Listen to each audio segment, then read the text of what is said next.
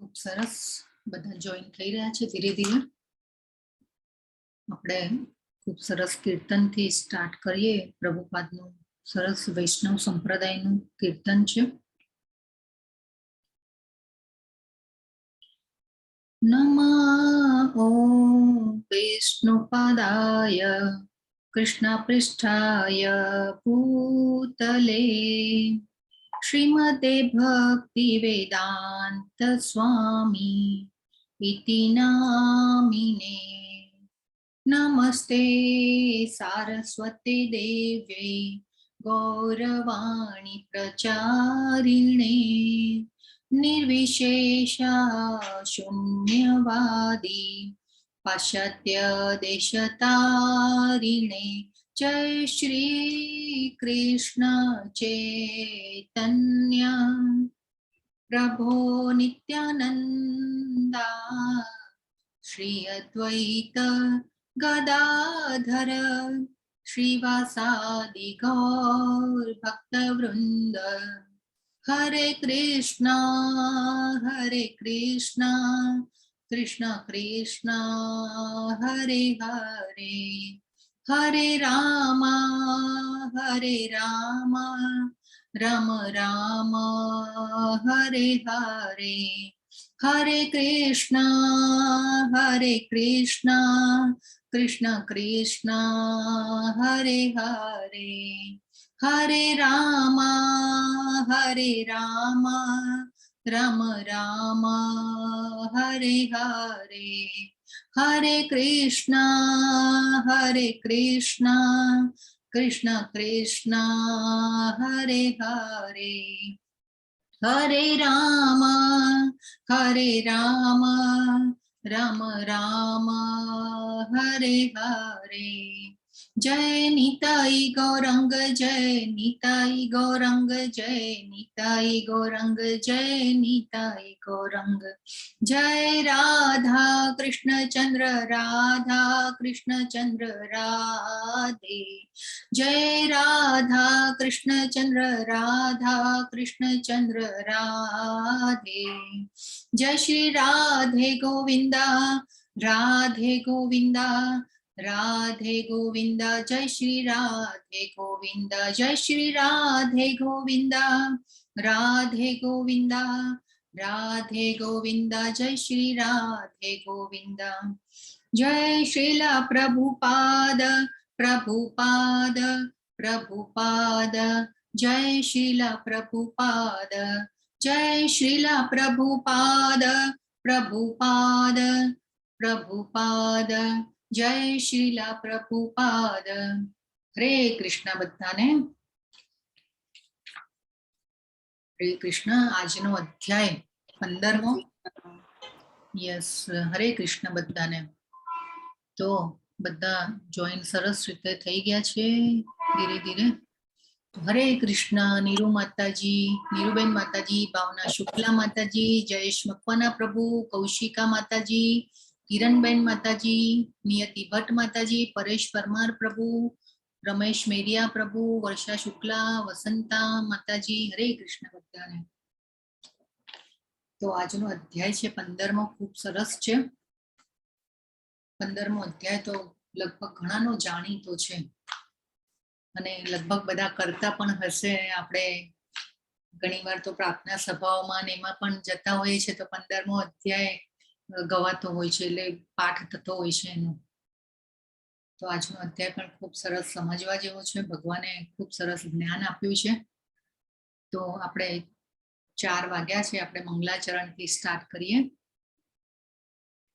તમે બધા જેને કહેવાઓ કે 5-10 મિનિટ પહેલા વહેલા આવીને જોઈન થઈ જાઓ છો, એ બધી તમારી ઇંતેજારી બતાવે છે ભગવદ્ ગીતાને જાણવાની। તો બહુ આનંદ થાય આવા પાર્ટિસિપેન્ટ્સ મળે અમને, તો અમને પણ એમ થાય કે આની આ જ્ઞાન આપવાની અમને પણ આનંદ થાય કે આવા પાર્ટિસિપેન્ટ્સ અમને મળી રહ્યા છે, કે ઈચ્છા ધરાવી રહ્યા છે કે આવા સરસ જેને કહેવાય ને કે ને આપણે બધા જે ભગવાનની કૃપા મળી રહી છે, જે બધા જોઈન 18 દિવસ સુધી જે જોઈન થઈને રહ્યા એમાં ભગવાનની કૃપા હોય ને તો જ આવો અવસર મળે, નહીં તો જેને કહેવાય ને કે મોહ માયા તો એવી છે કે પકડી રાખે છે બધાને। અને આ મોહમયમાંથી છૂટવું એ બહુ ઘણું દુષ્કર છે. તો આ જેને કહેવાય કે ખૂબ સરસ લાભો કહેવાય. તો આપણે મંગલાચરણથી સ્ટાર્ટ કરીએ. ઓમ અજ્ઞાનતિમિરાન્ધસ્ય જ્ઞાનાંજન શલાકયા ચક્ષુરુન્મિલિतं येन તસ્मै શ્રી ગુરવે નમઃ. શ્રી ચૈતન્ય મનોભીષ્ટં સ્થાપિतं येन ભૂતલે स्वयं रूप कदा मह्यं ददाति स्वपदान्तिकं. वन्देऽहं श्रीगुरो श्रीयुतपदकमलं श्रीगुरुन् वैष्णवांश्च श्रीरूपं साग्रजातं सहगण रघुनाथान्वितं तं सजीवं साद्वैतं सावधूतं परिजनसहितं कृष्णचैतन्यदेवं श्रीराधा कृष्णपादान् सहगण ललिता श्रीविशाखान्वितांश्च. हे कृष्ण करुणा सिन्धो दीनबन्धो जगत्पते गोपेश गोपिका कान्त राधा कान्त नमोस्तुते. तप्त कांचन गौरांगी राधे वृंदावनेश्वरी वृषभानुसुते देवी प्रणमामि हरिप्रिये. वाञ्छाकल्पतरुभ्यश्च कृपा सिन्धुभ्य एव च पतितानां पावनेभ्यो वैष्णवेभ्यो नमो नमः. श्री कृष्ण चैतन्य प्रभो नित्यानंद श्री अद्वैत गदाधर श्रीवासादि गौर भक्त वृंद. हरे कृष्ण कृष्ण कृष्ण हरे हरे हरे राम राम राम हरे हरे. हरे कृष्ण बधाने. हरे कृष्ण. हरे कृष्ण. तो કાલના અધ્યાયનું નામ શું હતું? હરે કૃષ્ણ. ગુણત્રય વિભાગ યોગ. યસ, ખૂબ સરસ. ગુણત્રય વિભાગ યોગ. અને આપણે શું સમજ્યા કાલના અધ્યાયમાં? ભૌતિક પ્રકૃતિના 3 ગુણો. યસ, કયા હતા? સત્વ, રજો અને તમો ગુણ. યસ, ખૂબ સરસ.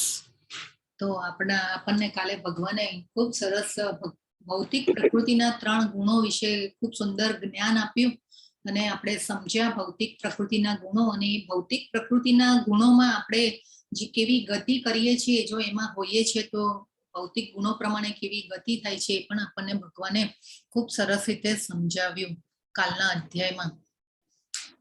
તો આજનો જે અધ્યાય છે પૂર્ણ પુરુષોત્તમ યોગ. પૂર્ણ, ભગવાન પૂર્ણ છે.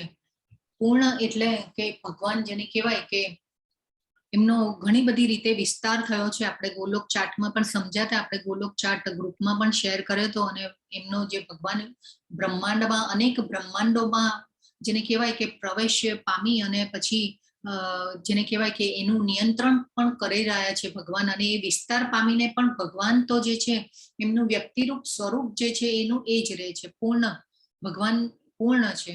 એ પછી ભગવાનને પુરુષોમાં ઉત્તમ એટલે કે ભગવાન જે છે એ સુપર સોલ છે. આપણે બધા જીવાત્માઓ છીએ, આત્માઓ અલગ, પણ આપણે ભગવાન નથી. તો અત્યાર સુધીના અધ્યાયમાં આપણે જાણી લેવું જોઈએ કે આપણે જીવાત્માઓની જે છે કે આ જીવાત્માઓ આપણે ભગવાન નથી. ભગવાન ભગવાન છે. અને આ યોગ એટલે શું? હરે કૃષ્ણ. યોગ એટલે શું?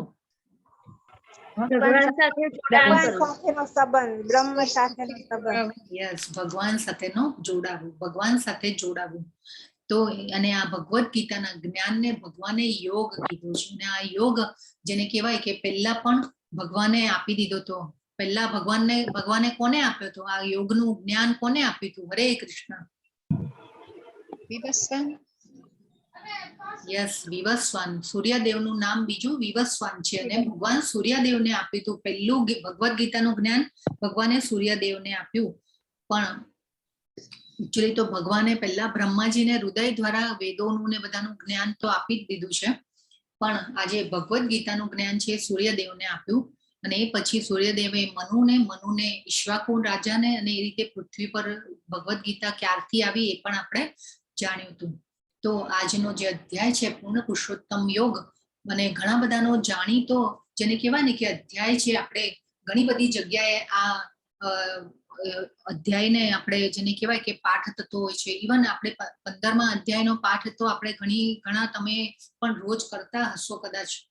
તો 12મો અને 15મો અધ્યાય છે ભક્તિ યોગ, અને 15મો અધ્યાય આ પૂર્ણ પુરુષોત્તમ યોગ. એ એવો છે કે ઘણા બધાને મોઢે આવડતો પણ હોય છે. તો આ રીતે આજનો જે અધ્યાય છે ખૂબ સુંદર છે. શ્રી ભગવાન ઉવાચ ઊર્ધ્વમૂલમદઃ શાખમ અશ્વત્થમ પ્રાહુરવ્યયમ છંદાંસી યસ્ય પર્ણાની યસ્તમ વેદ સ વેદવિત.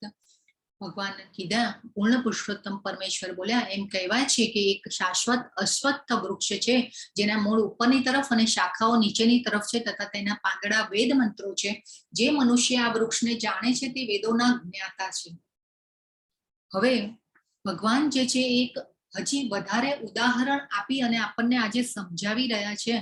હવે આજે ભૌતિક જગતની જે કલ્પના છે એ ભગવાને અશ્વત્થ વૃક્ષની સાથે કરી છે. અને અશ્વત્થ વૃક્ષની સાથે કરી અને ભગવાને શું કીધું છે કે ઉર્ધ્વ મૂલ એટલે એના મૂળ જે છે એ ઉપર છે અને જેના કહેવાય કે પાંદડા અને જેને કહેવાય ને કે શાખાઓ એટલે ડાળીઓ જે છે એ નીચેની તરફ છે. તો આ આજે આપણે સમજવાનું છે કે આ ભૌતિક વૃક્ષ એટલે જેને કહેવાય ને કે પાંદડાની કલ્પના પછી કોની સાથે કરી? વેદ મંત્રો સાથે કરી. અને ભગવાને કીધું કે આ જે મનુષ્ય આ વૃક્ષને જાણે છે તે વેદોનો જ્ઞાતા છે. તો આ ભૌતિક જગતની જે કલ્પના ભગવાને જેને કહેવાય ને ઊંધા અશ્વત્થ વૃક્ષની સાથે કરી. તો ભગવાને જ્ઞાનની શરૂઆત જ બધું જેને કહેવાય ને કે ઊંધું ઊંધું ઊંધું. તો હવે આપણને એમ થાય કે ભાઈ આ ઊંધું સમજીએ તો આપણે ડાયા. ભગવાને અહીંયા તો એવું કહી રહ્યા છે કે ભાઈ વેદોનો જ્ઞાતા છે. તો ભગવાને આપણને જન્મ મૃત્યુ જરા વ્યાધિમાંથી છૂટવાના આગળ ઘણા બધા આપણે જેને કહેવાય ને કે અધ્યાયોમાં આપણે જ્ઞાન જોઈ ગયા કે 1 થી 6 અધ્યાય જે છે કર્મયોગ હતા. કર્મયોગ દ્વારા ભક્તિ કેવી રીતે કરવાની એ સમજાવ્યું.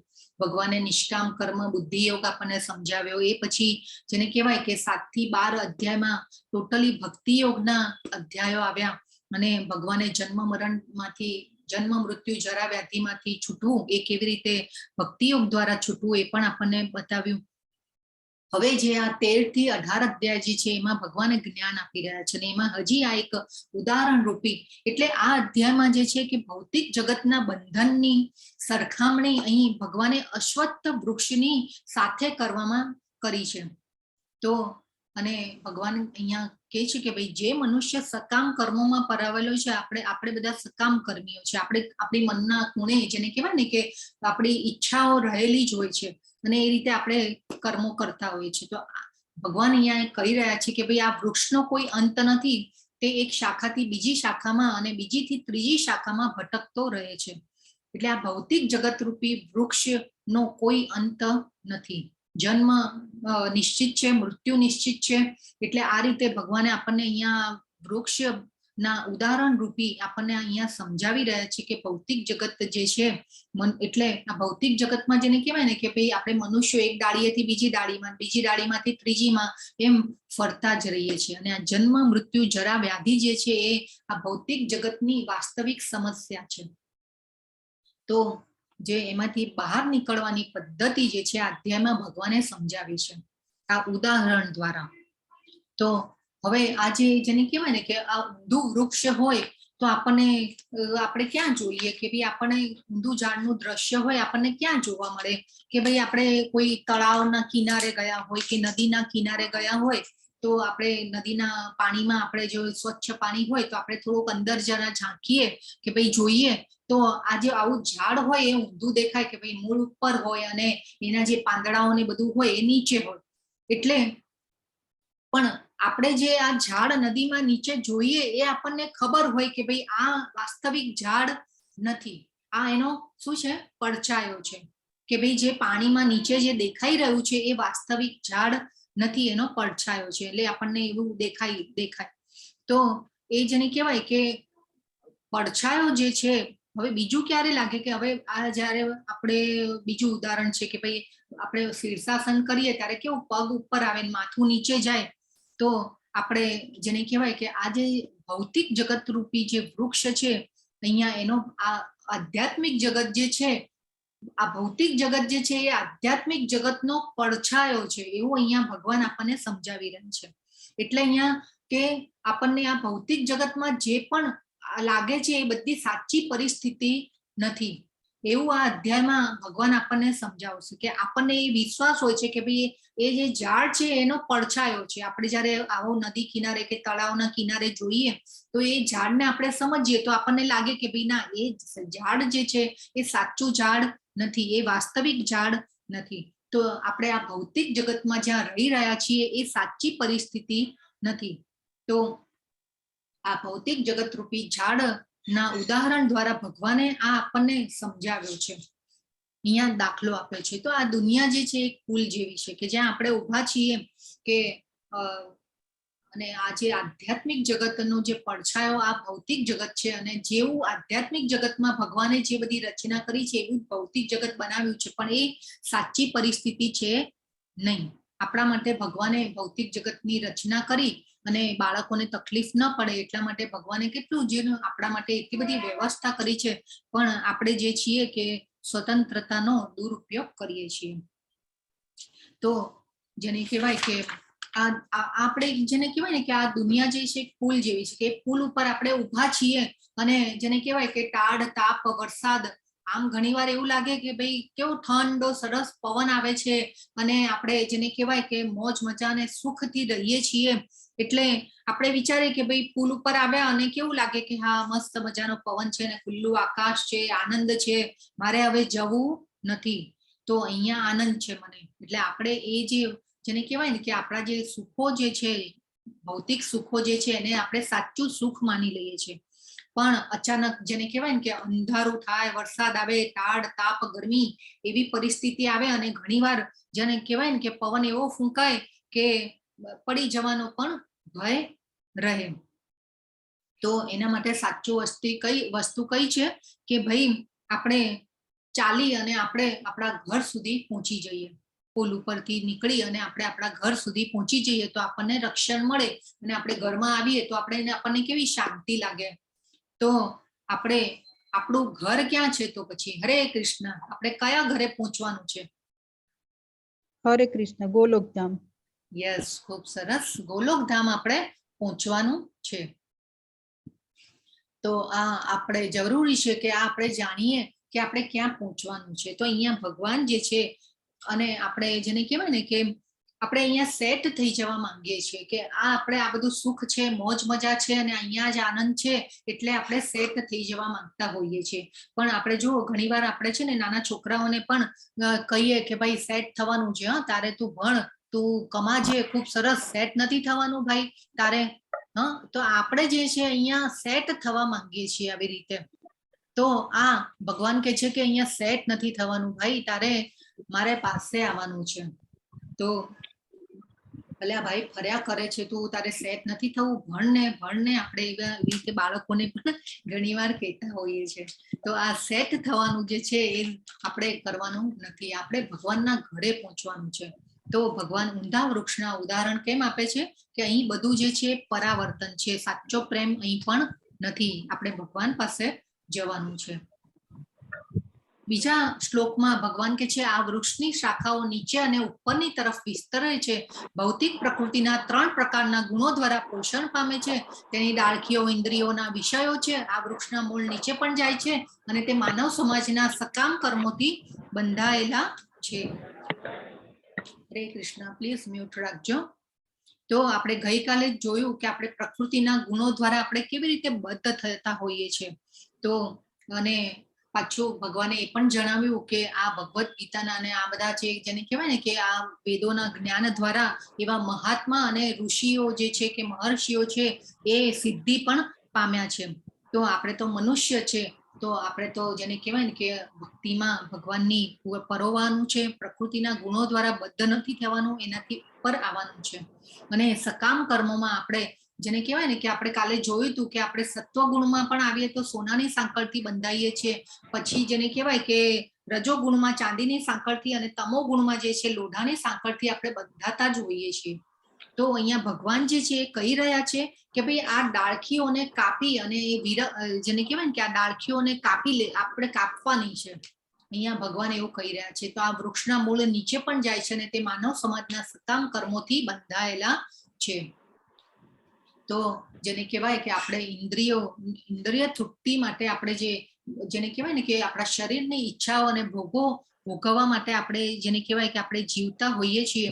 તો આપણે આ ન કરવું જોઈએ અને ભગવાને કીધું આ વૃક્ષની શાખાઓ નીચે અને ઉપરની તરફ વિસ્તરે છે અને ભૌતિક પ્રકૃતિના 3 પ્રકારના ગુણો દ્વારા પોષણ પામે છે. તો આપણે આ જરૂરી છે કે આપણે આ જાણીએ. તો આપણે આ ત્રણેય ગુણોથી પરે આવવાનું છે. પરે એટલે કે ઉપર આવવાનું છે અને શુદ્ધ સત્વમાં આવવાનું છે. તો આ રીતે આપણે બીજો શ્લોક જે છે ખૂબ મહત્વનો છે. તો આપણે આનાથી જેને કહેવાય ને કે આ ડાળીઓને કાપવાની છે.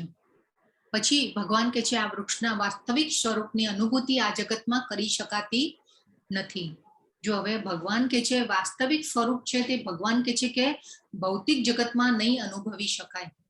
તો આપણું જેને કહેવાય કે આ ભૌતિક જગત જે છે એ ભગવાને કીધું પડછાયો છે, આ રિફ્લેક્શન માત્ર છે. તો અને ભગવાને અહીંયા કીધું કે એનો આદિ અને અંત ક્યાં છે અને એનો આધાર ક્યાં છે એ પણ સમજી શકાતું નથી. તો અહીંયા ભગવાન વૃક્ષને કાપવાની અપીલ કરી રહ્યા છે આપણને. તો આ અપીલ આપણે સ્વીકારી લેવી જોઈએ કે જેને કહેવાય ને કે આપણે જોયું કે ભાઈ વારે વારે પાછા આવવું પડે છે. 84 લાખ યોનિઓમાં ફરવું પડે છે અને આ જેને કહેવાય ને કે જન્મ મરણના ચક્રમાં આપણે આ જાયન્ટ વ્હીલમાં ફરતા જ રહીશું. તો ભગવાને આપણને અહીંયા અપીલ કરી છે આ વૃક્ષની ડાળીઓને કાપવાની. તો ભગવાને જે રસ્તા બતાવ્યા એ પાથ ઉપર આપણે ચાલવું જોઈએ.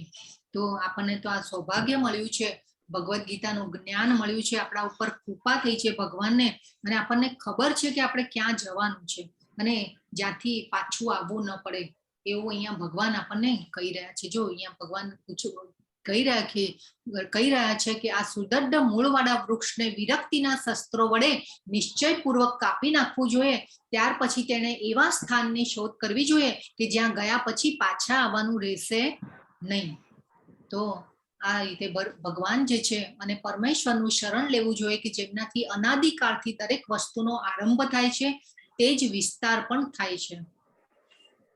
તો આપણે આ જેને કહેવાય ને કે ડાળીને કાપી અને ભગવાન પાસે પહોંચવાનો પાથ સ્વીકારવો જોઈએ અને ભગવાનની અપીલને સ્વીકારવી જોઈએ.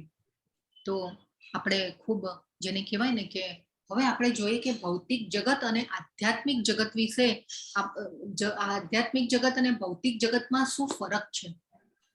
તો આધ્યાત્મિક જગત જે છે કાયમી છે, જેને આપણે કાલે પણ એક શ્લોકમાં હતું કે સર્જન અને પ્રલય વખતે જેને કહેવાય કે આધ્યાત્મિક જગત જે છે એનો નાશ થતો નથી.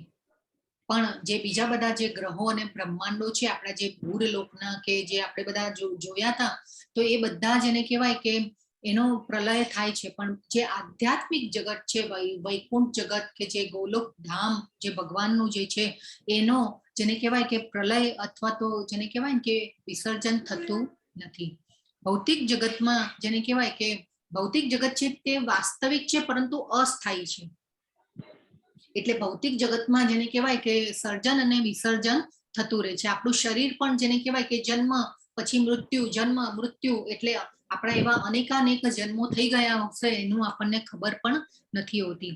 તો જેને કહેવાય કે આપણને એમ થાય કે ભાઈ અહીં તો ખૂબ મોજ મજા કરવાની છે, આનંદ છે, મસ્ત મજાનું જેને કહેવાય કે જીવન જીવીએ છીએ અને ઊંઘી જઈએ છીએ સરસ અને ખાઈએ પીએ છીએ અને મોજ મજા કરીએ છીએ.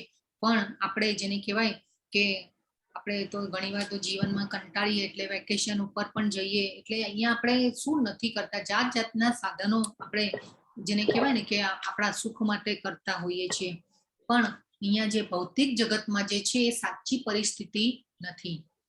ભગવાન કે સાચો પ્રેમ ભૌતિક જગતમાં જે છે કે અહીંયા પ્રેમ જે છે એ વાસના છે. સાચો પ્રેમ જે છે ભગવાન સાથેનો જે જેને કહેવાય ને ગાઢ સંબંધ, ભગવાનની સાથેનો જે આપણો સંબંધ જે છે એ સાચા પ્રેમ જે છે કે એના માટેનો છે. અહીંયા ભૌતિક જગતમાં જે આપણે પ્રેમ જોઈએ છે ને એ જેને કહેવાય કે અહીંયા વાસના એટલે કે એ ભૌતિક જગતમાં એનું જેને કહેવાય ને કે રિફ્લેક્શન છે. કૃષ્ણ પ્રેમનું વિકૃત જેને કહેવાય કે વિકૃત રૂપ છે વાસના. તો આપણે એ સમજવું જોઈએ. તો આપણે આધ્યાત્મિક જગતમાં શુદ્ધ પ્રેમ, ભગવાનની સેવા અને આનંદ જે મળે છે એ સાચો પ્રેમ છે. અને અહીં જે પ્રેમ હોય છે એ પ્રેમ હોતો નથી. બેક ઓફ ધ માઇન્ડ એક જેને કહેવાય ને કે શોષણ કરવાની વૃત્તિ રહેલી હોય છે અંદર ખાને. તો આમાં આપણે ઘણીવાર એમ થાય કે ભાઈ બધા આપણા રિલેશનમાં એવા જેને કહેવાય ને કે આમ આપણને લાગે કે ની આપણે પ્રેમ કે આનંદ જે છે કે રિલેશનમાં આપણો ગાઢ સંબંધ છે, પણ ઘણીવાર એવું લાગે કે ઘણીવાર સ્વાર્થ ભર્યા હોય છે. એ પછી આધ્યાત્મિક જગતમાં જેને કહેવાય કે સાચું સુખ અને સાચું સુખ જે ભગવાન સાથેનો રહેવાનો આનંદ, જેને કહેવાય કે ગોપ બાળો, ગોપીઓ, એ પછી યશોદા માતા, નંદ બાવા, તો આ બધું જે છે ભગવાન સાથે રહેવાનું સુખ, જેને કહેવાય કે જે એ કેટલો જેને કહેવાય કે એવી અનન્ય ભક્તિ કરી હશે ત્યારે આ મળે છે.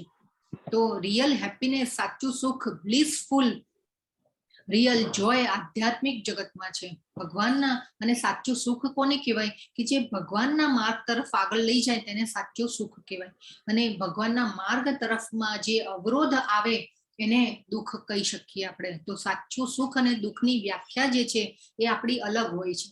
આપણે જે સાચું સુખ કે ભાઈ મારી પાસે આટલું ધન છે, મારી સંપત્તિ, વૈભવ, પાવર, પોઝિશન, તો એને આપણે સાચું સુખ માનતા હોઈએ છીએ. પણ સાચું સુખ જે છે આધ્યાત્મિક જગતમાં છે. એ પછી સાચા સંબંધો, તો સાચા સંબંધોમાં ત્યાં જે છે જન્મ અને મૃત્યુ નથી. આધ્યાત્મિક જગતમાં જન્મ અને મૃત્યુ નથી. તો આપણા જે અહીંયા જે સંબંધો જે છે એ ત્યાં જે આધ્યાત્મિક જગતમાં જે છે એ શાશ્વત છે. અને અહીંયા આપણા સંબંધો કેવા હોય કે ભાઈ કામ ચલાવ સંબંધો, સ્વાર્થ ભર્યા સંબંધો, જેને કહી શકીએ આપણે કે આપણે અહીંયા કોઈ ઉદાહરણો બધા એવા જોયા છે કે ભાઈ એકદમ જેને કહેવાય ને કે ગોઠિયા મિત્રો હોય, પણ કોઈક એવી તકરાર થઈ જાય કે પછી ન બોલવાના સંબંધો પણ, જેને કહેવાય કે બોલવાના સંબંધો પણ ન રહે, એવી એક પરિસ્થિતિ આવી જાય. પછી આપણે જોઈએ છીએ કે ભાઈઓમાં, ફેમિલીમાં પણ આપણે એવા ઉદાહરણો જોયા છે કે જેને કહેવાય કે એવી કંઈક નાની મોટી વાત થઈ જાય કે બોલવાના પણ સંબંધો ન રહે. તો આપણા અહીંયા સંબંધો કેવા છે કે ભાઈ સેલ્ફિશ, મૃત્યુ થાય ત્યાં સુધીના આપણા આ બધા સંબંધો રહે છે. પણ જે કહેવાય કે ભગવાન જે છે એ આપણા જન્મના શુભેચ્છક મિત્ર છે. તો ત્યાં ભગવાનના ધામમાં કોઈ ઉદાસી નથી. કેટલા સુંદર આપણે દ્રશ્યો જોયા હતા કે ભાઈ કૃષ્ણના ગોઠિયા જે હોય, કૃષ્ણ સાથે રમવાનું હોય, ગોપ બાળકો, ગોપીઓ, આ બધા કેવા આમ જેને કહેવાય કે આનંદ ભગવાનની સાથે. અને ત્યાં ભગવાનને છે ને, ભગવાનને કોઈ જાણતું જ નથી કે આ ભગવાન છે. તો આપણને પણ કાલના અધ્યાયમાં ભગવાને કીધું હતું કે ભાઈ આ તું ગુણોની પરે થઈશ તો તું મારી દિવ્ય પ્રકૃતિને પામીશ. તો આપણે ત્યાં સુધી પહોંચી જઈએ છીએ તો આપણને ત્યાં આધ્યાત્મિક શરીર મળે છે. તો અને ભગવાન સાથે અનેક લીલાઓ કરવાનો આનંદ, અને આ ભગવાન જે છે એમના ભક્તોને આવો આનંદ આપતા હોય છે. ભગવાન અહીંયા પણ પૃથ્વી ઉપર જ્યારે આ ધરાતલ ઉપર આવ્યા ત્યારે પણ લીલાઓ કરીને કેમ ગયા? ભગવાનને તો આ યુદ્ધ તો જેને કહેવાય કે કૌરવોને સબક શીખવાડો હોત તો એ તો કઈ પણ રીતે શીખવાડી શકત. પણ ભગવાને આ ધરાતલ ઉપર આવ્યા, એ પછી લીલાઓ કરી બધી, તો એ કોના માટે કરી? આપણા માટે. કે એ લીલાઓનું વર્ણન સાંભળી અને આ જે ભગવાનના નું બધું જેને કહેવાય ને કે એમની ધન સંપત્તિ, વૈભવ, સમૃદ્ધિ, શક્તિનો આપણને પરિચય થાય. અને ભગવાનના આપણે જેમ ભગવાનના વિશે આપણે સાંભળતા જઈશું એમ આપણી ચેતના શુદ્ધ થતી જશે, આપણા જીવનના કલ્મશો ઓછા થતા જશે. તો અહીંયા જે છે આપણે માત્ર ઉદાસી છે. આપણે ઓલવેઝ ભયમાં જીવતા હોઈએ છીએ ભૌતિક જગતમાં. કોરોના કાળમાં તો આપણે બધા જાણી ગયા કે કેવા ભયમાં આપણે જીવ્યા કે ભાઈ ધંધા પાણી બંધ થઈ ગયા, અને કોરોના ગયો પાછો આવ્યો, હવે આ વાયરસ ગયો, તો હવે જેને કહેવાય ને કે આપણે ઓલવેઝ ભયમાં. આપણે જો આપણી પાસે વાતો પણ પછી આવી જ હોય, બધી ચર્ચાઓ પણ આ જ હોય, સમાચારોમાં પણ આ જ આવતું હોય કે ભાઈ આજે આટલા માણસોએ સુસાઇડ કર્યું, આજે આ ખેડૂતોએ આત્મહત્યા કરી. એટલે જેને કહેવાય નેગેટિવ બધું છે. એટલે આપણે ઓલવેઝ ભયમાં જીવતા હોઈએ છીએ. તો જેને કહેવાય ને કે ક્યારેક વરસાદ આવ્યો, ક્યારેક વરસાદ પાક બગડી ગયો, તો આ રીતે જેને કહેવાય કે આ જે સમાચારોને એટલે આપણે ઓલવેઝ ભયમાં જીવતા હોઈએ છીએ. તો આ ભૌતિક જગત છે, પણ ત્યાં આધ્યાત્મિક જગતમાં આ બધી કોઈ જેને કહેવાય ને કે સમસ્યાઓ છે જ નહીં. તો વાસ્તવિક સમસ્યાઓ ગેરહાજર છે. હરે કૃષ્ણ. ભૌતિક જગતની વાસ્તવિક સમસ્યા શું છે? હરે કૃષ્ણ. મેં પહેલા પણ કીધું અને હિન્ટ તો આપી હતી પહેલા. વાસ્તવિક સમસ્યા શું છે આપણી ભૌતિક જગતની? એ આધ્યાત્મિક જગતમાં ગેરહાજર છે, પણ અહીંયા ભૌતિક જગતમાં છે. અને હજી આ સમજાવતા પણ હું 2-3 વાર બોલી. હરે કૃષ્ણ. વાસના વાસના બરાબર છે, પણ હજી કઈ કોઈને કેવું છે? હા, કામ ચલાવ છે, થોડા ટેમ્પરરી છે. હા, હા. એટલે શું છે? વાસ્તવિક સમસ્યાઓ શું છે? હરે કૃષ્ણ. હું વારે એનો આપણે કાલના અધ્યાયમાં પણ આપણે જોયું હતું કે એ જે વાસ્તવિક સમસ્યાઓ છે એ કોઈને જોઈતી નથી.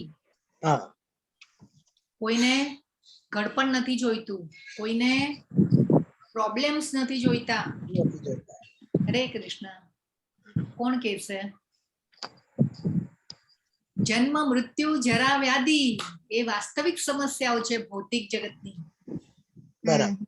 યસ. તો આધ્યાત્મિક જગતમાં આ વાસ્તવિક સમસ્યા ગેરહાજર છે, અને ભૌતિક જગતમાં આપણે જન્મ, મૃત્યુ, જરા, વ્યાધિ એ ચારે, જેને કહેવાય ને કે ચારે વસ્તુઓ જે છે એ વાસ્તવિક સમસ્યાઓ છે આપણી.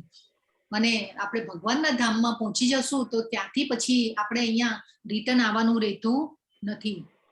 તો આ રીતે આપણે જાણવાનું છે કે આપણે આ જેને કહેવાય ને કે આપણા કર્મોના અનુસાર આપણને શરીર મળે છે. પાછું આપણા કર્મોના અનુસાર આપણે શરીર મળે ને સકામ કર્મોમાંથી છૂટ્યા ન હોઈએ તો પાછા આપણે તો અહીંયા ને અહીંયા જ રહેવાના છીએ, અને અહીંયા ને અહીંયા જ ફરવાના છીએ. આપણે કાલે જાણ્યું હતું ને કે ભાઈ સકામ કર્મીઓ બધા સકામ કરનારાઓમાં જ જન્મે છે. આપણે કાલના અધ્યાયમાં ખૂબ સરસ રીતે આપણે સમજ્યા છીએ કે આપણે કયા ગુણમાં હોઈએ તો આપણી કેવી ગતિ થાય એ પણ આપણે સમજ્યા. તો આપણે જેને કહેવાય ને કે આપણે મનુષ્ય જીવન મળ્યું એટલે આપણે બહુ હરખાઈ નહીં જવાનું કે આપણે પાછા જેને કહેવાય ને કે પશુ જીવન પણ નહીં મળે, એવું પણ નથી. જો આપણે તમો ગુણમાં હોઈશું તો જેને કહેવાય કે પશુ જીવન પણ મળે છે. ખાવું, પીવું, ઊંઘવું અને મસ્ત મજાનું સ્વરક્ષણ અને મૈથુન એ તો પશુઓ પણ કરતા હોય છે. પણ મનુષ્ય જીવનમાં આપણને ભગવાને બુદ્ધિ આપી, શાસ્ત્રોનું જ્ઞાન આપ્યું, અને આ બધું જ્ઞાન લઈ અને આપણે જેને કહેવાય કે આ ગુણોથી ઉપર થઈ અને ભગવાનની ભક્તિમય સેવા કરી અને આપણે ભગવાનને પામવાના છે. તો જેમ જેમ આપણી જેને કહેવાય કે ભગવાનનું નામ લઈશું, નવદા ભક્તિમાં પરોવાઈશું, ભગવાનની સેવા અર્ચના પૂજામાં પરોવાઈશું, જેને કહેવાય ને કે ભાઈ હરિનામનું જાપ કરશું, મહામંત્રના જાપ કરશું, કીર્તન કરશું, તો આપણે આમાંથી ધીરે ધીરે છૂટતા જશું. તો ભગવાન હવે અહીંયા કહી રહ્યા છે તો આ જન્મ, મૃત્યુ, વૃદ્ધાવસ્થા અને રોગ, જરા એટલે ઘડપણ અને રોગ, તો આ આપણી વાસ્તવિક સમસ્યાઓ છે. તો સાચું સંગઠન શું છે? કાલે આપણે જોયું હતું કે અહમ બીજ પ્રદ પિતા, તો આપણે એક જ પિતાના સંતાનો છીએ અને ભગવાન સાથે શાશ્વત સંબંધ બાંધવાનો છે આપણે. તો ભગવાન સાથેનો આપણો સંબંધ કેવો હોવો જોઈએ? ગાઢ. અને જેમ જેમ આપણે આ કરતા જઈશું એમ એમ આપણો જે સંબંધ જે છે ભગવાનનો એ ગાઢ થતો જશે. તો આ રીતે જો આ કેટલું સરસ જેને કહેવાય ને કે ગોલોકધામમાં ભગવાન જે છે આવી બધી અત્યારે પણ અનેક બ્રહ્માંડોમાં ભગવાનની લીલાઓ ચાલતી હશે. અને ભગવાન જે છે કયો ગાય સાથે, ગોપ બાળકો સાથે અને એમના મિત્રો સાથે, ગોઠિયાઓ સાથે. તો આ જે ગોપ બાળકો જે છે એ પછી ગોપીઓ જે છે, યશોદા માતા, નંદ બાબા, એવા ઘણા બધા એવા જેને કહેવાય કે પાત્રો છે કે ભગવાનની અનન્ય ભક્તિ કરી અને પછી ત્યાં સુધી પહોંચી ગયા છે. તો છઠ્ઠો જે શ્લોક છે એને આપણે મારું તે પરમધામ ન તો સૂર્ય કે ચંદ્ર દ્વારા પ્રકાશિત થાય છે અને ન તો અગ્નિ કે વીજળી દ્વારા. જે મનુષ્યો ત્યાં પહોંચી જાય છે તેઓ આ ભૌતિક જગતમાં ફરી કદી પાછા આવતા નથી. જો હવે અહીંયા ભગવાન શું કહે છે કે મારું પરમધામ જે છે એ ન તો સૂર્ય કે ચંદ્ર દ્વારા પ્રકાશિત થાય છે અને ન તો અગ્નિ કે વીજળી દ્વારા. એટલે આધ્યાત્મિક જગતમાં જે ભગવાનનું દેદીપ્યમાન તેજ જે છે એના દ્વારા જ એ જગત જે છે એ જેને કહેવાય ને કે પ્રકાશમાન રહે છે. અને આપણે આ જે ભૌતિક જગતનો જે પ્રકાશ આપણે જોઈ રહ્યા છીએ સૂર્ય અને ચંદ્રનો, તો એ ભગવાનના એક અંશથી પ્રકાશિત થાય છે અને એ પ્રકાશ આપણને મળતો હોય છે. તો આ રીતે જેને કહેવાય ને કે ભગવાનના ધામમાં કોઈ સૂર્ય, ચંદ્ર, તારાઓની જરૂર હોતી નથી, રહેતી જ નથી. ભગવાનનું જે તેજ જે છે દેદીપ્યમાન તેજ છે એનાથી જ પ્રકાશમાન રહે છે. તો જેને કહેવાય કે ન તદ ભાષાય તે સૂર્યો ન શશાંકો ન પાવક. શશાંક એટલે ચંદ્ર, સૂર્ય, પાવક એટલે અગ્નિ. તો ભગવાનના તેજથી બધું પ્રકાશિત છે. ત્યાં મૈથુન પણ નથી, એટલે રાત્રિ પણ નથી. તો ત્યાં ગયા પછી કદી કોઈ પાછું આવતું નથી. શું કામ આવે ભાઈ? ભગવાન કે છે કે આવો, મારું ધામ આટલું સુંદર છે. પરમમ મમ તદ્ધામમ પરમમ મમ. પરમ શબ્દની જે વ્યાખ્યા છે ને એ જબરજસ્ત છે. પરમ શબ્દનો જે અર્થ છે આપણે જેને કહેવાય ને કલ્પી ન શકીએ. પરમ ધામ, ભગવાનનું પરમ ધામ. આપણે પહેલા પણ પરમ શબ્દ વાળો શ્લોક જોયો હતો. 7મા શ્લોકમાં ભગવાન કહે છે મમૈવાંશો જીવલોકે જીવભૂત સનાતન મનઃ પ્રકૃતિ સ્થાને કર્ષતિ. આ બદ્ધ જગતમાં બધા જીવો મારા સનાતન અંશો છે. બદ્ધ જીવનના કારણે તેઓ બધી 6 ઇન્દ્રિયોથી કઠોર સંઘર્ષ કરી રહ્યા છે, જેમાં મનનો પણ સમાવેશ થાય છે. તો મમૈવાંશો જીવલોકે એટલે આ જગતમાં બધા જ જીવો મારા સનાતન અંશો છે. જીવભૂત સનાતન, ભગવાને કીધું બધા જે પણ સજીવો જે છે એ સનાતન મમૈવાંશો મારો અંશ છે. અને જેને કહેવાય કે સનાતન અંશો કીધા પાછા. જો એટલે આપણે પહેલા પણ ભગવાન સાથે હતા, એ અહીંયા ભગવાને આપણને કહી દીધું. ને મનઃ તો 6 ઇન્દ્રિયો દ્વારા આપણી 5 કર્મેન્દ્રિયો જેના દ્વારા આપણે કર્મ કરતા હોય છે. મન ને પણ 6ઠી ઇન્દ્રિય કીધી ભગવાને. અને પ્રકૃતિ સ્થાને કર્ષતિ, તો આ જે ભૌતિક જગતમાં ભગવાન કે છે કઠોર સંઘર્ષ કરી રહ્યા છે. કર્ષતિ એટલે સંઘર્ષ કરી રહ્યા છે, ભગવાને અહીંયા કીધું. તો આપણે બધા જીવનમાં બધા આ પ્રકૃતિના ગુણો દ્વારા અને મોહ માયા દ્વારા બંધાઈએ છીએ અને સંઘર્ષ કરી રહ્યા છીએ. તો આપણે આ જો જ્ઞાન આવી ગયું આપણી પાસે અને આપણે જો ન જાણીએ તો આપણું જીવન વ્યર્થ ગણ્યું કહેવાય. તો ઘણીવાર આપણે જોઈએ છીએ કે ભાઈ ઘણા બાળકો જન્મતા વેંત જ તકલીફો હોય છે. કેવી તકલીફો આવતી હોય છે. એ પછી આપણે જોઈએ કે ભાઈ જન્મ થતાની સાથે જ સંઘર્ષ. આવી રીતે ઘણા રોડ ઉપર બાળકો જન્મે છે. એટલે આ બધું જે છે કર્મો દ્વારા જેને કહેવાય કે બધી યોનિઓ મળતી હોય છે. પરંતુ જન્મ થતાની સાથે સંઘર્ષ, પછી ભણવાનો સંઘર્ષ, પછી ભણીને પછી જેને કહેવાય ને કે કમાવાનો સંઘર્ષ, ફેમિલીને સાચવવાનો સંઘર્ષ, વૃદ્ધાવસ્થામાં પાછો સંઘર્ષ અને છેલ્લે પાછો મૃત્યુ માટેનો સંઘર્ષ. તો ભગવાન કહે છે ભાઈ તું મારો સનાતન અંશ છે, પરંતુ પ્રકૃતિના 3 ગુણો દ્વારા એક કઠોર સંઘર્ષ કરી રહ્યો છે. એટલે ભગવાન જો છે કે આવવા માટે પ્રેરણા આપી રહ્યા છે, આપણને અપીલ કરી રહ્યા છે કે મારા બાળકો આવી જાઓ મારી પાસે. તો આ રીતે આપણે ખૂબ સરસ આ અધ્યાયમાં ભગવાને એટલી બધી અપીલ કરી છે આપણને કે આવી જાઓ મારા બાળકો, કે આવી જાઓ મારી પાસે. અને ભગવાન હંમેશા એટલા દયાળુ છે ને, કોઈની સાથે પક્ષપાત કરતા નથી. ગમે તેવો પાપી મનુષ્ય હોય ને તે છતાં પણ એને ભૂખે સુવાડતા નથી. જેને કહેવાય સૂર્યપ્રકાશ છે કે ઓક્સિજન છે એ પણ ફ્રી મળી રહ્યું છે જો આપણને. હવે આમાં આપણે જોઈએ કે આપણે આ આગના તણખલાઓનું દ્રષ્ટાંત ભગવાને કીધું ને મમૈવાંશો જીવલોકે. આપણે આ દ્રષ્ટાંતને વારે વારે સમજ્યાતા કે ભગવાન જે છે એમાંથી આપણે જેને કહેવાય ને કે આપણે તણખલા રૂપ છીએ, કે આપણે તણખલાઓ છીએ, ભગવાનનો અંશ છીએ.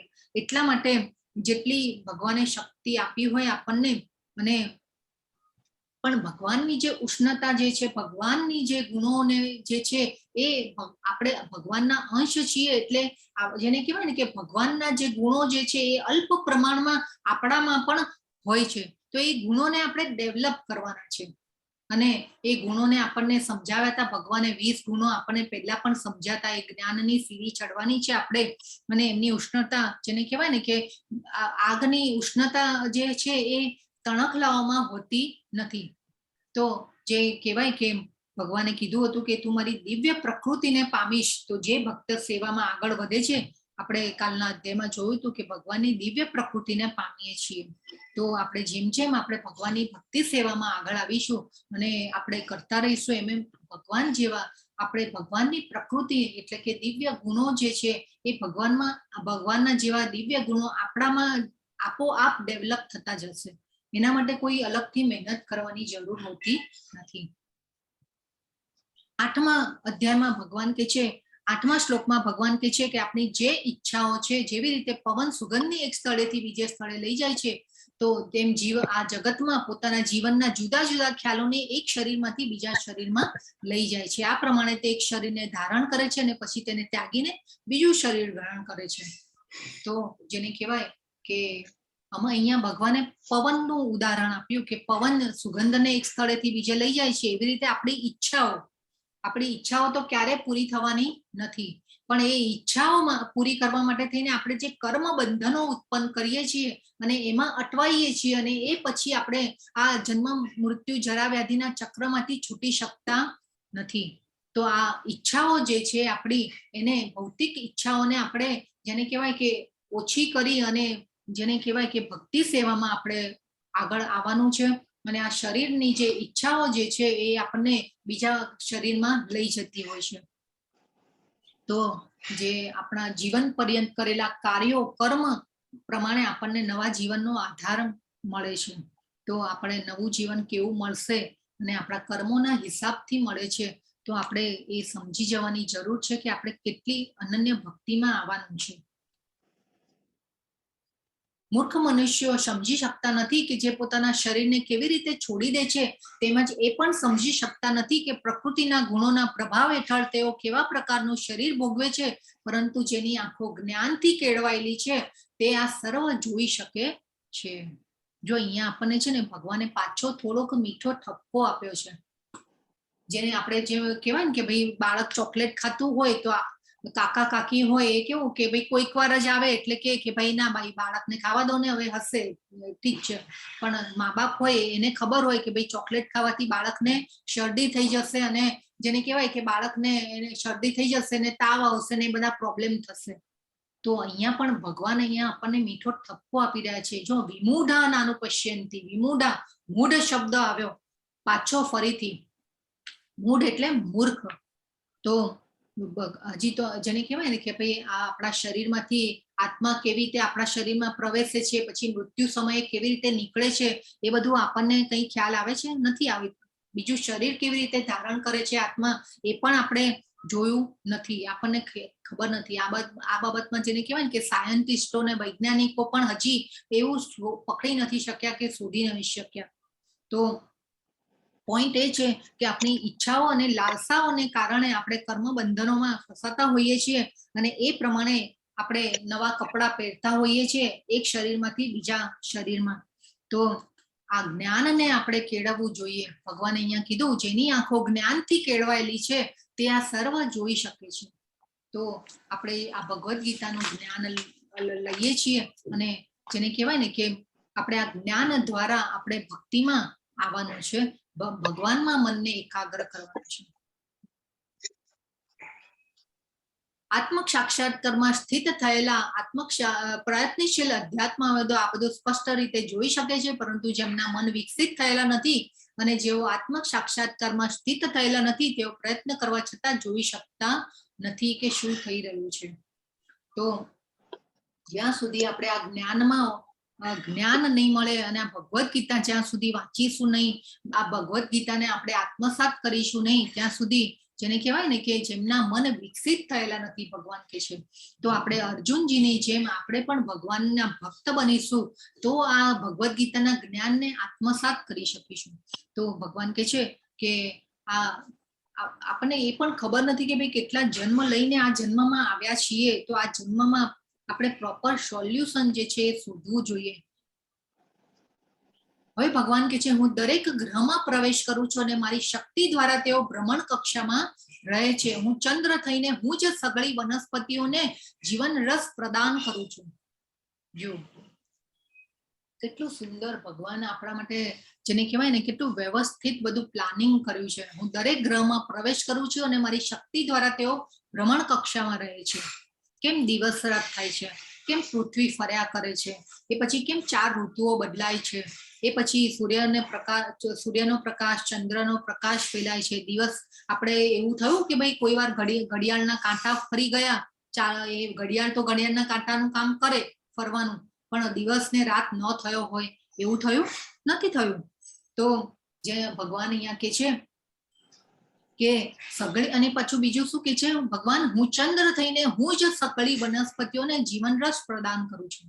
જો અહીંયા સોમો ભૂત્વા રસાત્મક, સોમ એટલે ચંદ્ર અને રસાત્મક શબ્દ બહુ ઇમ્પોર્ટન્ટ છે કે આ ચંદ્રનું જેને કહેવાય ને કે ચંદ્રનો પ્રકાશ મળે છે એટલે જે આપણી જેને કહેવાય ને ધન ધાન્ય ફળ ફ્રૂટ વનસ્પતિ જે પણ જે છે આપણા માટે ભગવાને સર્જન કર્યું છે એ વનસ્પતિઓમાં રસનું પ્રદાન થાય છે. એટલે સ્વાદનો જે સ્વાદ જે આવે છે આપણને કેવું કે કેટલી આપણને કેરી મીઠી લાગે છે, આપણને એવા ઘણી વસ્તુઓ એવી હોય કે જેના પ્રત્યે આપણને બહુ પ્રેમ હોય કે ભાઈ જે પણ આ ભગવાને બનાવ્યું છે એમાં રસ કેવી રીતે ભરાય છે આ ચંદ્રના પ્રકાશ દ્વારા. તો ભગવાન અહીંયા કહી રહ્યા છે. અને આપણે એ પણ જોયું હતું ગોલોકધામમાં કે બ્રહ્માંડમાં ભગવાન જે છે એ પ્રવેશી અને એને નિયંત્રણ કરે છે. તો આ બધું આપણને એમ થાય કે ભાઈ આ બાય ચાન્સ ચાલી રહ્યું છે, નથી. આ જે ગ્રહો છે, બ્રહ્માંડો છે અને એ બધું ભગવાનની શક્તિથી ચાલી રહ્યા છે. તો આ આપણે ભગવાન અહીંયા કે છે મેં ધારણ કરેલું છે. તો અને એ પાછા એ જે અન્ન ને બધું પાકે એના દ્વારા આપણું શરીર જે છે પોષણ પામે છે. તો ભગવાન જેવું કેવું કે એકદમ પ્લાન આમ એકદમ જે આપણે ભૌતિક જગતમાં કોઈ કામ કરતા હોઈએ તો એમાં આપણે ઘણીવાર મિસ્ટેક પણ કરી નાખતા હોઈએ છીએ, પણ ભગવાને જુઓ ભગવાને કોઈ મિસ્ટેક કરી નથી, એકદમ પ્રોપર વ્યવસ્થિત કેટલું બધું વ્યવસ્થિત ચાલે છે. તો આ રીતે આપણે સમજવાની જરૂર છે. તો અને એ અન્ન દ્વારા આપણે પોષણ પામીએ છીએ. અને આ રીતે આપણે 14મો શ્લોક જોઈએ. હવે ભગવાન કહે છે હું જીવ માત્રના શરીરમાં જઠરાગ્નિ છું અને હું શ્વાસ પ્રશ્વાસમાં રહીને 4 પ્રકારના અન્નનું પાચન કરું છું. અહમ વૈશ્વાનરો ભૂત્વા. તો આપણને ખબર છે કે ભાઈ આયુર્વેદ અનુસાર પણ જઠરમાં અગ્નિ હોય છે અને પહેલા પણ શ્લોકો દ્વારા ભગવાને કીધું હતું ને કે ભાઈ જે ભગવાનની શક્તિઓ જોઈ હતી 7મા અધ્યાયમાં આપણે, તો એમાં આપણે જાણ્યું હતું કે પાણીનો સ્વાદ હું છું, પછી જઠરાગ્નિમાં અગ્નિ હું છું. તો આ ખાવાનું કોણ પચાવે છે? ભગવાન પચાવે છે. જઠરાગ્નિનો અગ્નિ જે છે આપણે મંદ પડી જાય તો આપણે ડોક્ટર પાસે જવું પડે કે ભાઈ ડોક્ટર કેટલા દિવસથી મને ભૂખ જ નથી લાગતી, ભાઈ કંઈક કરો. એટલે ડોક્ટર દવા આપે પછી આપણને. તો જ્યાં સુધી આ અગ્નિ પ્રજ્વલિત રહે છે તો ભૂખ લાગે છે, અને પ્રજ્વલિત નથી રહેતો ત્યારે ભૂખ લાગતી નથી. અગ્નિ મંદ થઈ જાય તો આપણે એનો ઈલાજ કરાવવાની જરૂર પડે છે. તો અને આપણે ભગવાનની શક્તિઓ જોઈ. અન્નના 4 પ્રકાર છે, કેટલાક ગળી જવાના હોય, કેટલાક ચાટવાના હોય, કેટલાક ચૂસવાના હોય, કેટલાક જેને કહેવાય કે ચાવીને ખાવાના હોય. તો આ રીતે આપણે કહ્યું છે ને કે ભાઈ અન્ન એવો ઓડકાર, એ આપણે આપણા વડીલો પણ કહેતા, અને આ બધા આપણું જેને કહેવાય ને કે આપણા દાદાઓ નાનાઓ પાસેથી પણ આપણે સાંભળ્યું હોય. તો કેવું કે ભાઈ અન્ન ખાવ છો એનો આધાર પણ જેને કહેવાય કે આપણા ગુણો ઉપર રહેલો હોય છે. આપણે કેવું અન્ન ખાઈએ છીએ, આ જે પ્રકૃતિના જે ગુણો જે છે, આપણે કેવું અન્ન ખાઈએ છીએ એના ઉપર પણ આપણા સ્વભાવ, આપણો એટીટ્યુડ એનો આધાર રાખે છે. અને આગળ હજી ભગવાન છે ને આગળ અધ્યાયમાં સમજાવશે આપણને કે કેવો આહાર લેવો જોઈએ. અને આ ખૂબ સરસ ભગવાને આ 6 અધ્યાયોમાં જ્ઞાન આપ્યું છે. તો ભગવાન જ અન્નને ઉત્પન્ન કરે છે અને અન્ન દ્વારા પચાવીને આપણને પોષણ આપે છે. ભગવાને કીધું ને કે ચંદ્ર દ્વારા આ વનસ્પતિઓમાં રસ ઉત્પન્ન થાય છે. તો જ્યારે પણ આપણે ભોજન કરવા બેસીએ ભગવાનને આપણે યાદ કરી અને ભોજન કરવું જોઈએ. અને ઇવન આપણે ભોગ ધરાવી અને પ્રસાદને ભોજન લેવું જોઈએ. તો ભગવાનને યાદ કરીને કેમ ખાવાનું? તો આ જે છે આ બધું આપણે સમજવાનું છે. તો એમની શક્તિ દ્વારા આપણે પચાવી શકીએ છીએ. અને સૌથી પાવરફુલ જેને કહેવાય કે ઇન્દ્રિય હોય તો એ જીભ છે. જો જીભને એકવાર કંટ્રોલ કરી શકીએ તો જેને કહેવાય કે આપોઆપ બધી ઇન્દ્રિયો છે એ કંટ્રોલ કરી શકીએ. મોસ્ટ પાવરફુલ ઇન્દ્રિય જીભ છે. તો જો એકવાર જીભ કંટ્રોલ થઈ જશે તો આપણે બધું કંટ્રોલ કરી શકીશું. અને એ પછી પણ આપણે જો અંદર ખોરાક તો આપણે ખાઈ લીધો, પણ પછી એ પછી એનું પાચન કેવી રીતે થાય છે, એ પછી એ પાચનમાંથી આપણને શક્તિ કેવી રીતે મળે છે, સ્નાયુઓ બને છે, હાડકા બને છે, લોહી માંસ બને છે, તો એ કેવી રીતે બધું થાય છે આપણને ખબર પડે છે? બધું કોણ કરે છે? આપણું શરીર પણ ભગવાન દ્વારા ચાલી રહ્યું છે ભાઈ, પણ એ આપણે સમજતા નથી. તો ભગવાન કહે છે કે ભાઈ ધ્યાન રાખજે, જો હું જ પચાવું છું, પચાવવાનું બંધ કરી દઈશ તો તું ક્યાંય નહીં રહે. એ પછી જેને કહેવાય કે આ બધી બહુ સરસ રીતે સમજવાનું છે બધું. 15મો શ્લોક ભગવાન કે છે સર્વસ્ય ચાહમ હૃદિ સન્નિવિષ્ટો મતઃ સ્મૃતિર્જ્ઞાનમ પોહનમ ચ વેદૈશ્ચ સર્વે રહમેવ વેદ્યો વેદાંત કૃદ્વે દવિદૈવ ચાહમ. સર્વસ્ય ચાહમ હૃદિ સન્નિવિષ્ટો, તો ભગવાન કે છે હું દરેક જીવના હૃદયમાં રહેલો છું. મતઃ સ્મૃતિર જ્ઞાનમ અપોહનમ ચ, મારાથી જ સ્મૃતિ જ્ઞાન અને અપોહનમ, અપોહનમ એટલે વિસ્મૃતિ આવે છે. વૈદિશ્ચ સર્વે રહમેવ વેદ્યો, સર્વ વેદો દ્વારા જાણવા યોગ્ય હું જ છું. અને વેદાંત કૃદ્વે દવિદેવ ચાહમ, એટલે વેદાંતનો સંકલન કરતા અને જ્ઞાતા પણ હું જ છું. ભગવાન કે છે સ્મૃતિ જ્ઞાન વિસ્મૃતિ એ ઇમ્પોર્ટન્ટ છે. ભગવાન સ્મૃતિ પણ ભગવાન આપે છે. બધાના હૃદયમાં ભગવાન વસી અને આપે છે સ્મૃતિ જ્ઞાન અને વિસ્મૃતિ. તો આપણને એમ થાય કે ભાઈ મારી મેમરી તો બહુ શાર્પ છે, અને આપણને જરા અભિમાન થઈ જાય કે ભાઈ આ પ્રાઉડ હોય આપણને આપણી મેમરી ઉપર, પણ આ સ્મૃતિ પણ કોણ આપે છે? ભગવાન આપે છે. ઘણીવાર આપણા ઘણા એવા વિદ્યાર્થીઓને જોયા હોય છે કે ભાઈ એને એકવાર વાંચે એટલે એને યાદ રહી જાય. પછી ઘણીવાર આપણે એવા પણ ઉદાહરણો સાંભળ્યા છે કે ભાઈ મારી રોડ સેન્સ બહુ સારી, હું એકવાર ત્યાં જઈ આવું ને પછી મને બધું જ યાદ રહે, મારે પછી એ શોધવું ન પડે. એ પછી જેને કહેવાય ને કે ખોળવું ન પડે, એમ કે ભાઈ ઘણા વિદ્યાર્થીઓ એવા હોય કે વાંચે ને યાદ રહી જાય. એટલે જેને કહેવાય ને ફોટોજેનિક મેમરી, તો કોણ આપે છે? ભગવાન આપે છે. તો એટલે આ બધું જેને કહેવાય ને કે આપણે બહુ આપણી જેને કહેવાય કે હોશિયારી ને અભિમાન નહીં કરવાનું. આપણી આ બધી તો સ્મૃતિ ભગવાન આપવા વાળા છે. એ પછી આવે છે કે જ્ઞાન. આપણને લાગે કે આ વ્યક્તિ કેટલા જ્ઞાની છે. આપણે ઘણા એવા લોકોને જોઈએ કે આધ્યાત્મિક લોકો હોય, આપણે ઘણીવાર મળીએ એવા લોકોને, તો આપણને લાગે કે આ કેટલા જ્ઞાની છે, પણ એ જ્ઞાન પણ કોણ આપે છે? ભગવાન આપે છે. અને જેમ જેમ આપણે ભક્તિમાં આગળ આવતા જશું, એક શ્લોક દ્વારા ભગવાને એ પણ આપણને સમજાવી દીધું હતું કે હું એવું જ્ઞાન આપું છું કે એ મને પામી શકે. તો જે કહેવાય કે આપણે ગોર કિશોરદાસ બાબા, જે આપણા શ્રીલા પ્રભુપાદ છે, એમના ગુરુ ભક્તિ સિદ્ધાંત સરસ્વતી મહારાજ, અને ભક્તિ સિદ્ધાંત સરસ્વતી મહારાજના ગુરુ ગોર કિશોરદાસ બાબા, અભણ, કોઈ દિવસ લખતા વાંચતા પણ ન આવડતું, પણ જેને કહેવાય કે જ્ઞાન એટલે જબરજસ્ત, અને ભક્તિમાં એટલા આગળ કે જેને કહેવાય ને કે જ્ઞાનની ગંગા વહે એમના હૃદયમાં. તો આવા જબરજસ્ત જ્ઞાની હતા તેઓ. અપોહનમ એટલે વિસ્મૃતિ. તો આ ભૂલવાની શક્તિ જે છે ભગવાને આપી છે. જો ન આપી હોત તો શું દશા હોત? જો મારું કે મરું એવો કેવો આમ માહોલ હોત ને. તો આ ભૂલવાની શક્તિ જે છે ભગવાને આપી છે. તો આપણે આપણું કોઈ પ્રિયતમ વ્યક્તિનું કે આપણું કોઈ સ્વજનનું મૃત્યુ થાય તો થોડાક સમયમાં આપણે જેને કહેવાય ને કે ધીરે ધીરે પછી ભૂલતા જઈએ, અને દુઃખનો અસર દાડા એવું પણ આપણે સાંભળ્યું છે. ધીરે ધીરે પછી આપણે આપણા રૂટીનમાં આવતા જઈએ, એ બધું ધીરે ધીરે ભૂલતા જઈએ અને આપણે રૂટીનમાં આવતા જઈએ. તો એ કેમ થાય? કેમ કે ભગવાને અપોહનમ આપેલું છે. અપોહનમ એટલે વિસ્મૃતિ. ભગવાને ભૂલવાની શક્તિ આપી છે આપણને. એટલે આ બધું આપણે જેને કહેવાય કે જો કેટલું ભગવાને વ્યવસ્થિત આપણું અને ભૂલવાની શક્તિ ન આપી હોત તો આપણે કેટલા જેને કહેવાય કે કેટલા દુઃખી હોત. તો આપણને એમ થાય કે ભાઈ હું આ જ્ઞાન લઈ લઉં, પેલું જ્ઞાન લઈ લઉં, આ વેદો વાંચી લઉં, પેલા વેદો વાંચી લઉં, પણ અહીંયા ભગવાન કે છે સર્વ વેદોમાં જાણવા યોગ્ય હું જ છું. વેદૈશ્ચ સર્વે રહમેવ વેદ્યો, આ એક ઇમ્પોર્ટન્ટ પોઈન્ટ છે. તો ભગવાનને જો જાણીશું તો બીજું બધું જ્ઞાન જે છે એ ઓટોમેટિક આવી જશે, અને આપણે એમની નજીક જવાનો આપણે જેમ જેમ પ્રયત્ન કરીશું, ભક્તિ કરીશું, તો આપણા હૃદયમાં પણ સ્વતઃ આ જ્ઞાન જે છે એ પ્રગટવા લાગશે. આ નેચરલ પ્રોસેસ છે. તો વેદાંતનો સંકલન કરતા ભગવાન કે છે જ્ઞાતા પણ હું જ છું. તો આ ભગવાનને જાણવા માટે શું કરવાનું? આપણે નવધા ભક્તિમાં પરોવાનું, અને આ રીતે આપણે આગળ વધવાનું. તો ભગવદ્ ગીતાના શબ્દો જેટલા વધારે સાંભળીએ એટલી આપણી ચેતનામાં શુદ્ધતા આવતી જાય. તો આ ખૂબ જ જરૂરી છે. તો આ જે 15મો શ્લોક છે ખૂબ ઇમ્પોર્ટન્ટ છે. તો જેને કહેવાય કે જો ભક્તોના હૃદયમાં ભગવાન રહેલા છે, અને ખૂબ સરસ ભગવાને કીધું ને કે વેદોમાં જાણવા લાયક હું જ છું. તો જો ભગવાનને જાણીશું તો આપોઆપ જ્ઞાન પ્રગટશે. કેટલા સુંદર જો ભક્તો જે છે ભગવાનનું ભોજન બનાવી રહ્યા છે અહીંયા. તો આપણે ખાલી કૃષ્ણને જાણીશું હવે આ સમયમાં આપણને વેદો, પુરાણો, ઉપનિષદો વાંચવાનો ટાઈમ નથી, પણ ભગવદ્ ગીતાને શાસ્ત્રોનો રાજા કીધો છે. કેમ?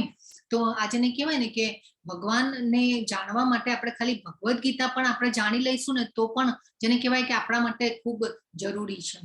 તો આ વેદોનું જ્ઞાન આપણે લેવું જોઈએ અને જેને કહેવાય કે બધાના હૃદયમાં ભગવાન પરમાત્મા તરીકે રહે છે. આ પંડિતની વ્યાખ્યામાં આપણે જોયું હતું કે બધાને સમભાવથી જોવાના છે. તો આપણે આપણું ધ્યાન ચૂક્યા વગર આપણે ફોકસ રાખવાનું છે કે આપણે આપણો જે મનુષ્ય જીવનનો ધ્યેય છે એ પામવા માટે આપણે ધ્યાનચૂક થવાનું નથી. આપણે ફોકસ, અર્જુનજીની જેમ આપણે ફોકસ રહેવાનું છે. તો આ ખૂબ જરૂરી છે. 19મો શ્લોક કે છે, જે કોઈ મનુષ્ય સંશય રહિત થઈને મને પૂર્ણ પુરુષોત્તમ પરમેશ્વર તરીકે જાણે છે તે બધું જાણનારો છે. માટે હે ભરતપુત્ર, તે મનુષ્ય મારી પૂર્ણ ભક્તિમાં પરોવાઈ જાય છે.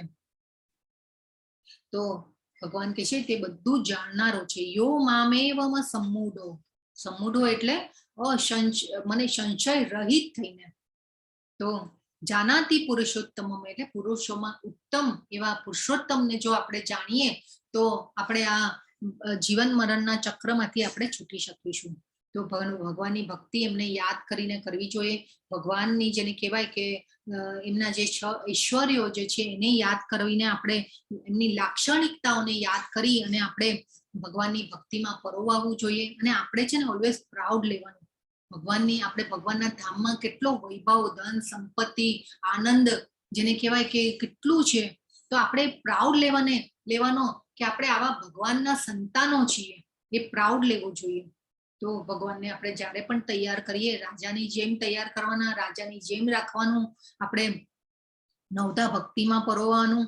ભગવાને જેટલી પણ આપણને શક્તિ આપી હોય, સામર્થ્ય આપ્યું હોય એ પ્રમાણે આપણે ભગવાનની સેવા કરવાની. અને ભગવાને તો કીધું કે ભાઈ પત્રમ પુષ્પમ ફલમ તોયમ, પણ આપણને જે ભગવાને જેટલું પણ ધન આપ્યું હોય, જે રીતે આપણને શક્તિ આપી હોય, સામર્થ્ય આપ્યું હોય એ પ્રમાણે આપણે ભગવાનની સેવા કરવી જોઈએ. તો ભગવાનને આપણને આટલી શક્તિ આપી હોય તો શું કામ આપણે ખાલી તુલસી પત્ર અને પાણી કે ખાલી ધરાવીએ? કેમ આપણે સરસ રીતે તૈયાર ન કરીએ? ભગવાનને સરસ શૃંગાર કરીએ, ભગવાનને અત્તર લગાવીએ, ફૂલ ચડાવીએ. ભગવાનના કર્મ કરવામાં કેટલો આનંદ આવે. અને ભગવાનને પાછો શૃંગાર કરીને નિરખવાનો પણ આનંદ. તો આપણા ઘરમાં ભગવાનને આ રીતે કરીએ. ભગવાનનું જે મંદિર છે, મંદિરની જગ્યા છે એ સ્વચ્છ રાખીએ, સુદૃઢ રાખીએ. ભગવાનને પણ આપણા ઘરમાં રહેવાનું ગમવું જોઈએ.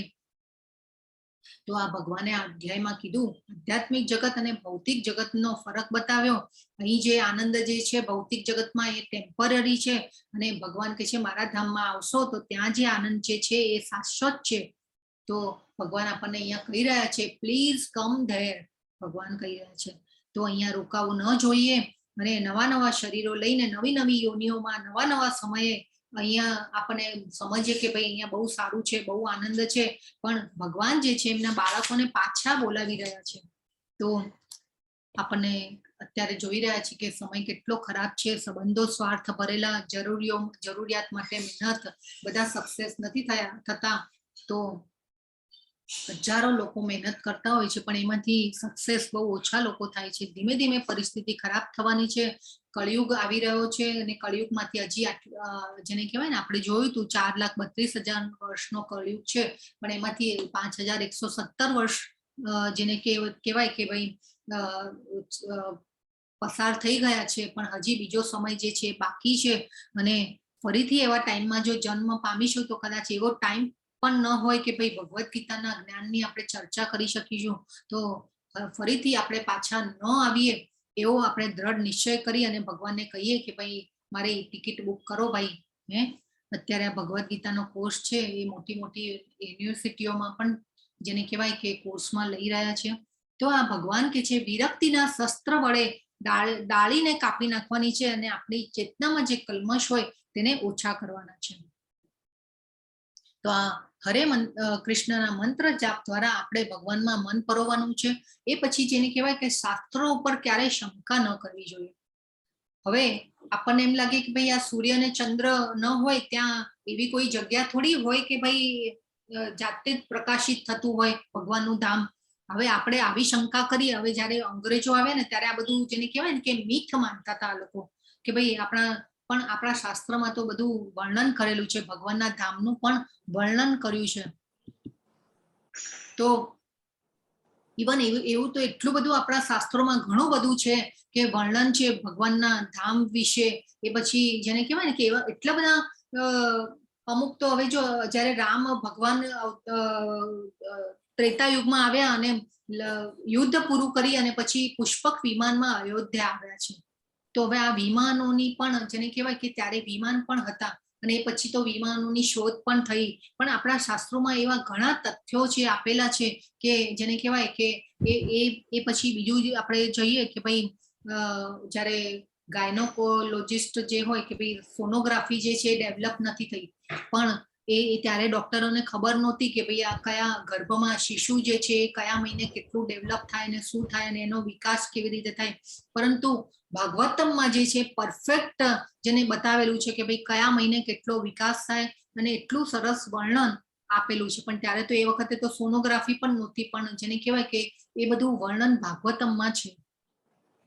સૂર્ય અને પૃથ્વી વચ્ચેનું ડિસ્ટન્સ કેટલું છે એ પણ છે. તો આપણને એમ થાય કે ભાઈ આ બધું કેવી રીતે માનવાનું, પણ શાસ્ત્રો ઉપર ક્યારેય શંકા નહીં કરવાની, વિશ્વાસ રાખવાનો. ભગવાને પોતે આ બધા શબ્દો, આ ભગવદ્ ગીતાના શબ્દો ભગવાનના પોતાના મુખમાંથી નીકળેલા છે એટલે, અને આ જેને કહેવાય કે આ શબ્દો ઉપર આપણે શંકા ન કરવી જોઈએ. અને જેને કહેવાય કે આપણી તો છે ને ભગવાનની આપણા ઉપર કૃપા થઈ છે એટલે આપણને અહીંયા જ્ઞાન મળી રહ્યું છે. કરોડો અબજો એવા લોકો છે કે જેને કહેવાય કે કોઈના સુધી આ જ્ઞાન પહોંચતું નથી. તો વેરી ડિફિકલ્ટ આપણા ઉપર, જેને મેં વાત કરી ને શરૂઆતમાં કે તમે બધા જો છે એ cream out of the cream, cream out of the cream, cream out of the cream જેવા છો. તો ભગવાન કહે છે કે ભાઈ મારા બાળકો તમે મને કેટલા વાલા છો, આવી જાઓ મારી પાસે, એવું ભગવાન આપણને કહી રહ્યા છે. તો આ ભૌતિક જગતમાં બધું ટેમ્પરરી છે, વાસ્તવિક નથી. આધ્યાત્મિક જગતમાં આપણે ભગવાન પાસે પહોંચવાનું છે. તો આપણે જે પણ કંઈ કરીએ એ બધું જે કહેવાય કે આપણે કાયમી ઉકેલ શોધવાનું છે કે આપણે ભૌતિક જગતમાં અહીંયા ટકી નથી જવાનું, અહીંયા સેટ નથી થઈ જવાનું, આપણે ભગવાન પાસે પહોંચવાનું છે. અને પાછું આ જ્ઞાન ઉપર આપણે શ્રદ્ધા રાખવાની છે. જો શ્રદ્ધા નહીં હોય તો શંકાઓ ડેવલપ થશે. તો આ રીતે જેને કહેવાય કે શ્રદ્ધા રાખી અને ભગવાનના શબ્દો ઉપર શ્રદ્ધા રાખી અને આપણે આગળ જવાનું છે. અને રોજ આપણે મંત્રના જાપ કરીએ, ભગવાનની ભક્તિ સેવા કરીએ, ભગવાનને જેને કહેવાય ને કે આપણે ભગવદ્ ગીતા વાંચીએ. હું કેમ વારે વારે તમને વિનંતી કરું છું ભગવદ્ ગીતા વાંચવા માટે કે પ્રભુપાદે એટલું સરળ રીતે આપણને આ ભગવદ્ ગીતાનું જ્ઞાન આપ્યું છે અને સમજાય એ રીતે આપ્યું છે. માર્કેટમાં એવી ઘણી બધી ગીતાઓ ઉપલબ્ધ છે. આ મારો પોતાનો એક્સપિરિયન્સ હું તમને કહી રહી છું કે મેં એટલી બધી ગીતાઓ જેને કહેવાય ને કે મારા ઘરમાં છે, પણ હું જ્યારે વાંચવા લઈને બેસું ને ત્યારે સમજણ ન પડે કે જેને કહેવાય ને કે એ પછી સમજણ ન પડે એટલે જેને કહેવાય ને કે કંટાળાજનક એવી પોઝિશન આવી જાય એટલે પછી હું પાછી બંધ કરી અને મૂકી દઉં.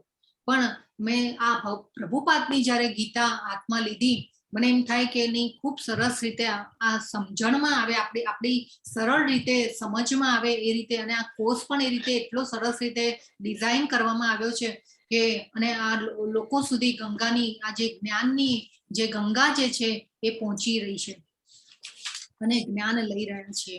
તો ખૂબ જેને કહેવાય ને કે સરસ આ જ્ઞાન પહોંચી રહ્યું છે. ભગવાન હવે કે છે હે નિષ્પાપા, વૈદિક શાસ્ત્રો સર્વાધિક ગુપ્ત ભાગ છે અને મેં હવે પ્રકટ કર્યો છે. જે કોઈ મનુષ્ય આને સમજી જાય છે તે બુદ્ધિમાન થઈ જશે તથા તેના પ્રયાસો સંપૂર્ણ થઈ જશે. તો જો આપણે વાત થઈ હતી કે ભગવાનની જે બધી વ્યાખ્યાઓ જે છે ને, બુદ્ધિમાન, પંડિત, વિદ્વાનની વ્યાખ્યાઓ બધી અલગ અલગ છે. આપણે તો અહીંયા બુદ્ધિમાન એટલે કે ભાઈ કોઈ ડોક્ટર થઈ જાય ને કોઈ એન્જિનિયર થઈ જાય ને આઈએએસ ઓફિસર થઈ જાય ને કોઈ મોટી મોટી જેને કહેવાય ને કે પરાક્રમો કરે એટલે આપણે એને બુદ્ધિમાન કહેતા હોઈએ છીએ. પણ ભગવાનની બુદ્ધિમાનની વ્યાખ્યા ભગવાને કીધું કે જે મને જાણશે, અને વૈદિક શાસ્ત્રોનો આ સર્વાધિક ગુપ્ત ભાગ કીધો જો ભગવાને ભગવદ્ ગીતાના જ્ઞાનને પણ, અને જે મનુષ્ય આને સમજી જાય છે તે બુદ્ધિમાન થઈ જશે અને તેના પ્રયાસો સંપૂર્ણ થઈ જશે. તો ભગવદ્ ગીતા સમજવા માટે આપણે અર્જુન જેવો અહોભાવ રાખવાનું છે, કૃતજ્ઞતા દાખવવાની છે. તો આપણે ભગવાનના ભક્તો પ્રત્યે પણ આદર અને સન્માન કેળવવાનું છે. આ કૃપા, આ ભગવદ્ ગીતાના જ્ઞાનની કૃપા પણ આપણને અર્જુનજી દ્વારા મળી છે. ભગવાને અર્જુનજીને પસંદ કર્યા એટલે, અને ભગવાનની કૃપા હંમેશા ભગવાનના ભક્તો દ્વારા આવતી હોય છે. તો આપણે ભગવાનના ભક્તોને પણ યાદ કરવા જોઈએ. તો જેને કહેવાય કે ભગવાને આજે યુદ્ધનો જે યશ જે છે એ અર્જુનજીને આપવા માંગતા હતા કે ભાઈ એમને, અર્જુનજી એમના ભક્ત હતા અને ભગવાન અર્જુનજીને મોટો કરવા માંગતા હતા કે નહીં, અર્જુન યુદ્ધ લડ્યો, અર્જુન જીત્યો અને અર્જુનજી જે છે એ ને અહીંયા ભગવાને પાછા નિષ્પાપ કીધા. ભગવાને અર્જુનજીને મયા અનગ એટલે નિષ્પાપ. તો આપણે પણ અર્જુનજીને જેમ નિમિત્ત બનવાનું છે, આપણું કાર્ય કરવાનું છે. જે પણ આપણી બુદ્ધિ ભગવાને આપી છે, આપણે કેવી રીતે ડેવલપ થાય અને સર્વાધિક ગુપ્ત ભાગને સમજી શકીએ એટલી આપણે જેને કહેવાય કે ભક્તિમય સેવામાં પરોવવાનું છે. અને ભગવાન છે પૂર્ણ પુરુષોત્તમ છે એ જાણી લઈએ તો આપણા પ્રયાસો છે એ સંપૂર્ણ થઈ જશે. તો આજનો જે આ અધ્યાય છે એ અહીંયા પૂર્ણ થાય છે. અને આ રીતે આપણે ભગવદ્ ગીતા વાંચવી જોઈએ, મહામંત્રના જાપ કરવા જોઈએ, ભક્તિ સેવામાં પરોવાવું જોઈએ અને આપણે ભગવાનના મહામંત્ર દ્વારા આપણને ખુશી, શાંતિનો અનુભવ થશે. અને આ રીતે ભગવાનને યાદ કરવા જોઈએ. તો ખૂબ સરસ આજનો જે અધ્યાય જે છે અહીંયા પૂર્ણ થાય છે. હરે કૃષ્ણ. હરે કૃષ્ણ. વાંછા કલ્પતરુભ્યશ્ચ કૃપા સિંધુભ્ય એવ ચ પતિતાનાં પાવનેભ્યો વૈષ્ણવેભ્યો નમો નમઃ. અનંત કોટી વૈષ્ણવ વૃંદ કી જય. ભગવદ ગીતા કી જય. સદગુરુદેવ કી જય. શ્રીલા પ્રભુપાદ કી જય.